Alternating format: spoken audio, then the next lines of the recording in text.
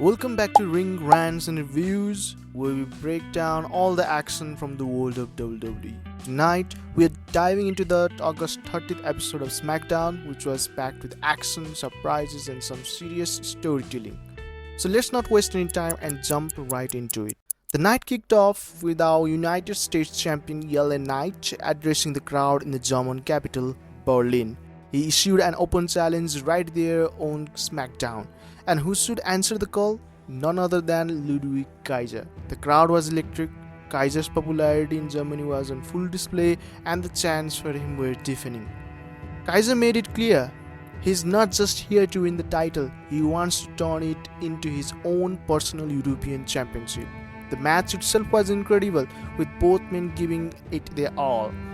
The crowd's energy was contagious, making every near fall feel that much more intense. In the end, Knight retained with the BFT, but let me tell you, Kaiser looked like $1,000,000 out there.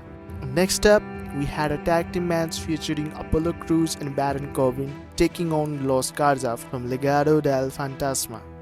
Wade Barrett couldn't help but point out the string of losses for Crews and Corbin, hinting that there might be a story brewing there. Unfortunately for them, their losing streak continued thanks to some crafty interference. Electra Lopez distracted the referee while Santos Escobar sobbed Corbin into the steel steps. How the referee missed that loud impact is actually beyond me. We then got a video package from the New Bloodline. Solo Sikoa explained how they will cross DIY and Street Profits in the triple threat tag team match for the title next week. Solo explained how dangerous he and his New Bloodline is as he took out his own brother, Jimmy, Paul Heyman, and Roman Reigns. He also sent a warning to the WWE champion. He's coming for that title, whoever it may be, to hold it after Bash in Berlin. And now, on to one of the highlights of the night, the face-off between Cody Rhodes and Kevin Owens. Nick Aldis introduced both the wrestlers. Michael Cole couldn't resist taking a jab at Adam Pearce, noting how happy he was to be on SmackDown with a confident GM. Cody Rhodes took the mic and immediately addressed what everyone's been buzzing about since last week, when Kevin Owens almost hit him with the title belt. Cody managed to avoid it just in time, but the tension between these two has only escalated since then. Owens then dropped a bombshell, revealing that he has heard rumors and even received texts from people noticing Cody limping, hinting that Cody might not be 100%. Cody tried to brush it off, but Owens pointed out something subtle that none of us caught. Cody hasn't been doing his signature one knee down pose during his entrance lately. This detail adds a whole new layer to their upcoming match at Bash in Berlin. Imagine a scenario where Cody's injury becomes a factor and Owens hesitates to capitalize on it. This could lead to a moment where Cody can't execute his usual moves, and instead of finishing him off, Owens might hold back, torn between his desire to win and his sense of honor. This kind of storytelling could build towards a potential heel turn for Owens without damaging his credibility if he loses, creating a complex narrative that fans can really sink their teeth into. It's hard to believe, but it's been 8 years since Owens last held the Universal Championship. In that time, he hasn't won a singles title, which is shocking considering how talented he is both on the mic and in the ring. Owens deserves more recognition and more titles to his name. During the promo, Owens finally revealed the real reason behind his hesitation to fight Cody. He doesn't want another tainted victory like the one he had when he won the Universal title with Triple H's help. That moment still haunts him, and he is determined not to repeat history by winning a title that people say he doesn't deserve. This reluctance adds a compelling twist to the storyline and sets the stage for a high-stakes match. Cody, fired up, denied any issues with his knee and called Owens delusional if he thinks he can beat him for the title. The final question looming around this feud, will they still be friends after all this? Only time will tell.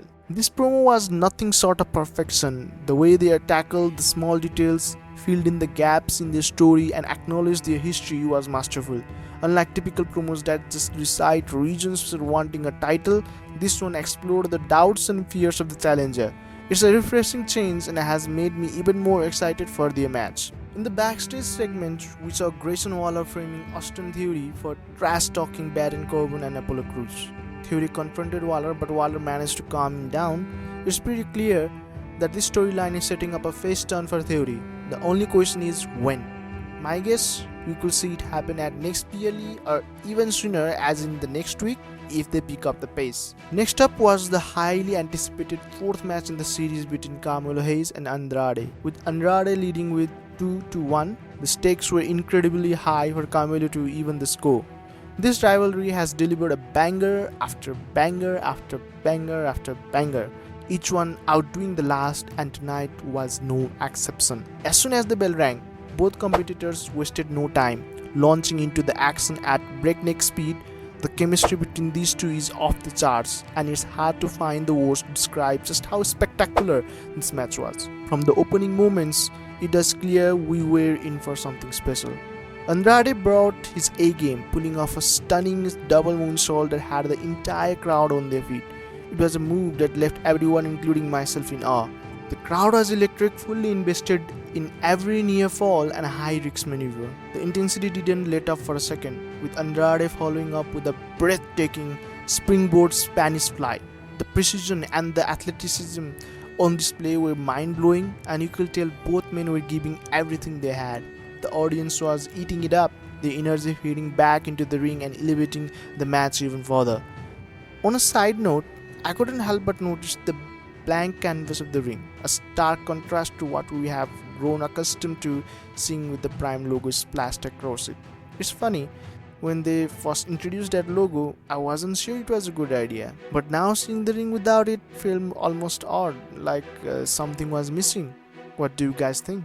Do you prefer the canvas with or without the Prime logo? Back to the match, just when it seemed like Andrade might have it in the bag, Carmelo pulled his legs, which made Andrade's face hit the exposed turnbuckle, leaving him dazzled and vulnerable. Carmelo, ever the opportunities, didn't waste a moment. He capitalized on Andrade's misstep, hitting his signature move nothing but net. The crowd erupted as Carmelo secured the 3 count, tying the series at 2-2. With the series now even, the anticipation for the final showdown has reached a fever pitch. Both men have pulled each other to the limit, and it only makes sense for the 5th and deciding match to take place at the premium live event. This series has been nothing short of phenomenal, and if previous matches are any indication, the final encounter could very well steal the show. Who will emerge victorious in this epic rivalry? The score may be tied now, but only one of these incredible athletes will stand tall in the end. The main event saw Nia Jax defending her WWE Women's Championship against Michin in a street fight. The crowd was hyped, especially when they started chanting for tables. Michin put up a great fight, using weapons to gain the upper hand, but Nia's power was too much. Just when it looked like Michin might have a chance, Tiffany Stratton came down with the Money in the Bank briefcase. The crowd went wild, thinking she might cash it on Nia. She actually teased the cash-in and seemed like she was going to hit Nia, but instead she took out Michin with the briefcase. Tiffany was about to hit the prettiest moonsault when we had Bailey rushed in to save Michin, driving Tiffany away. Nia then hit Michin with a Samoan drop through a table and grabbed the victory after hitting a devastating annihilator to Michin, who was totally engulfed inside a trash can. This match was short, but it was a blast to watch. The tease of Tiffany cashing in keeps the tension high, and I am excited to see where this storyline goes next.